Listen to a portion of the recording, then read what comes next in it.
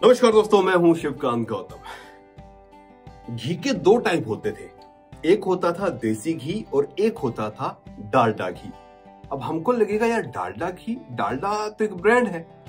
वाकई में घी तो वनस्पति घी होता था, लेकिन डालडा ब्रांड इतना ज्यादा फेमस था कि घी को दो रूप से देखा जाता था एक टाइम में। एक देसी घी है और एक डालडा घी है, यानी कि एक प्योर घी है और एक जो घी है वो डालडा जो थोड़ा सस्ता होता है और तेल की जगह उसे यूज किया जा सकता है, या फिर यूं कह सकते हैं कि गरीब लोगों के लिए वही देसी घी था।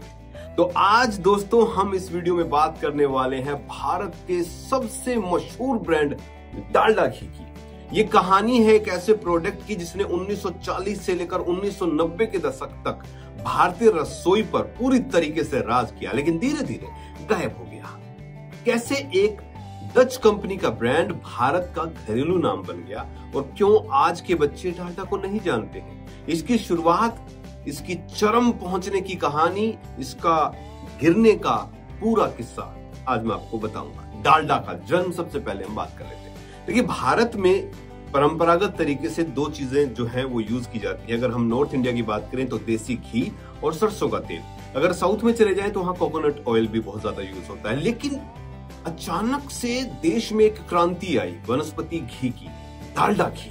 जी हाँ, हिंदुस्तान वनस्पति मैन्युफैक्चरिंग कंपनी HVMC। अगर आपने डालडा का, मैंने बॉक्स देखा डालडा का, बड़ा गोल येलो कलर का बॉक्स, उस पे HVMC लिखा होता था और नीचे होता था डालडा बड़ा बड़ा लिखा हुआ, जिसकी स्थापना 1930 में की गई थी, यानी 1930 में हुई थी। ये एक डच कंपनी यूनिलीवर था और भारतीय बिजनेसमैन जो था उसके साथ इसका संयुक्त एक, जो कह सकते हैं कि उद्गम, एक शुरुआत जो है वो हुई थी। डालडा नाम कैसे पड़ा भाई, ये भी बात एक बड़ी बात आती है। देखिए, डालडा जो है वो D for Dutch, alpha Unilever का जो कोड है उससे ये डालडा आया है। भारतीय उच्चारण में ये नाम इतना पॉपुलर हुआ कि लोग हर वनस्पति घी को डालडा कहने लगे। जैसे कि कोलगेट का एक टाइम था ना, हम लोग, मतलब मैं अपने पर्सनली बता रहा हूं, जब हम लोग दुकान पे जाते थे और एक पेप्सोडेंट ब्रांड जब आया था और बहुत ऐड होती थी उसकी, सबको ये लगा पेप्सोडेंट जो है बहुत बढ़िया है, तो मैं जब जाता था मैं कहता था कि यार एक पेप्सोडेंट का कोलगेट दे दो। सो ऐसा एक नाम जो था ना वो हो गया था कि वनस्पति घी मतलब डालडा।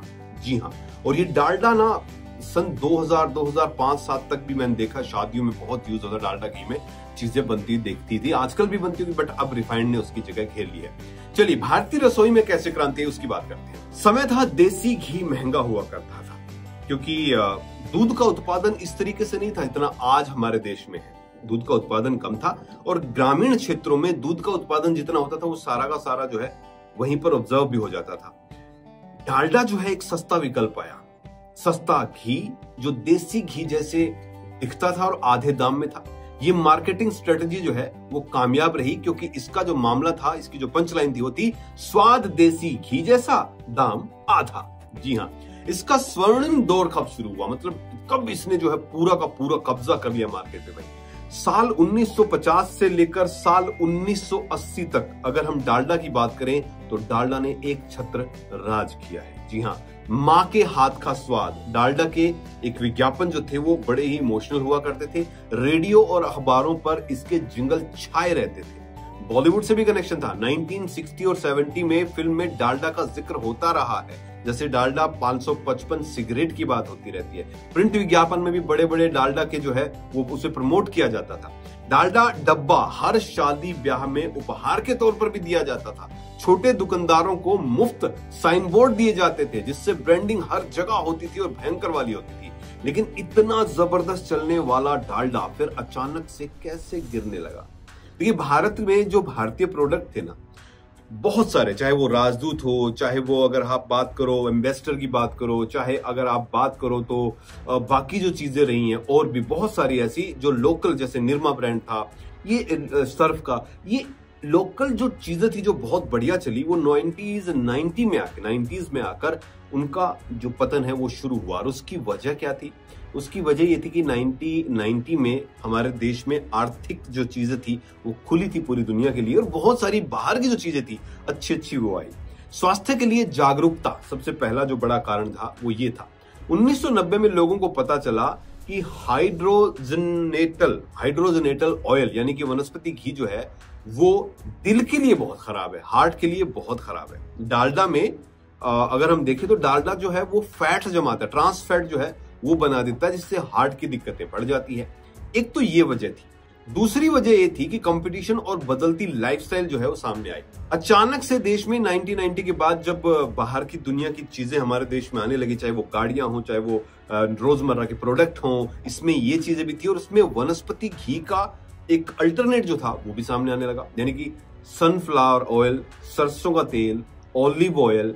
ठीक है, ये जो चीजें थी, इन चीजों की मांग बढ़ी क्योंकि ये लो फैट थे और ऑर्गेनिक प्रोडक्ट्स की मांग बढ़ने लगी, जिससे डालडा जो है वो थोड़ा पिछड़ गया। और सबसे बड़ी चीज किसी भी कंपनी के डूबने की होती है कि जब आप आराम से रिलैक्स होकर बैठ जाते हो कि हमें तो कोई रोक ही नहीं सकता, तभी तो कोई रोकने वाला आता है। यानी कि कहानी वहां पर बिगड़ना शुरू हुई जब डालडा ने इनोवेशन बंद ही कर दिया था।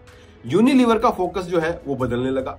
2000 में यूनिलीवर ने अपने ब्रांड जो है वो किसान और नवरत्न को प्रमोट करना शुरू कर दिया। अगर आपने देखा हो तो 2014 तक डालडा ब्रांड जो है वो पूरी तरीके से बंद हो गया। हालांकि आज भी ये कुछ देशों में बिकता है, जो गरीब देश है वहां पर आज भी ये बिकता है, ऐसा नहीं कि वहां नहीं बिकता है। बट डालडा जो भारत में इतना लंबे समय तक राज करता रहा वो अचानक से चला गया। हालांकि डालडा को रिप्लेस करने वाली ज्यादातर चीजें जो हैं, रिफाइंड ऑयल आया और रिफाइंड ऑयल जो है अब वो भी, उस पर भी सवालिया निशान खड़े होने लगे, क्योंकि रिफाइंड ऑयल जो है जिसको कि बेचा जाता है कि ये हार्ट के लिए बहुत सही है, हार्ट का रक्षा करेगा, ये अब सारी रिसर्च जो हो रही है उनमें साफ निकल के आ रहा है कि डालडा जो है जितना खराब डालडा था, रिफाइंड ऑयल उससे भी ज्यादा कहीं हानिकारक है आपके स्वास्थ्य के लिए।